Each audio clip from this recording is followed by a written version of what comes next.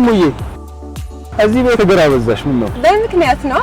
አንድም ፈጣን ነው፣ አንድም ቅናሽ ነው። ቅናሽ ነው ስልክ ለምሳሌ ከምሽቱ 4 ሰዓት እስከ ንጋቱ 12 ሰዓት ብትመጣ በኪሎዋት 14 ብር ከ85 ሳንቲም ብቻ ትከፍላለህ። እንዲሁም ከረፋዱ 4 ሰዓት እስከ 11 ሰዓት ብትመጣ በኪሎዋት 16 ብር ከ57 ሳንቲም ብቻ ትከፍላለህ። ከንጋቱ 12 ሰዓት እስከ ረፋዱ 4 ሰዓት ደግሞ 18 ብር ከ28 ሳንቲም ብቻ።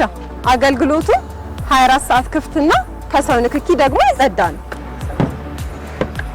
ታዲያ እግር ባበዛ ይገርማል። መኪናህን ኃይል ለመሙላት ከፈለክ ካንተ የሚጠበቀው በሳሊተ ምህረት ማዕድን ሚኒስቴር ፊት ለፊትና በፒያሳ በቀድሞው የኤሌክትሪክ ህንፃ ዋና መስሪያ ቤት ግቢ ውስጥ መምጣት ብቻ ነው። ታዲያ ይሄንን የት ታገኛለህ? አሃ ነገርን ከስሩ ውሃን ከጥሩ እንደሚባለው ኤሌክትሪክን ከህንፃው ከቤቱ አንድም ለፍጥነቱ አንድም ለቅናሽነቱ ለባትሪ ደህንነት ፍቱን መድኃኒት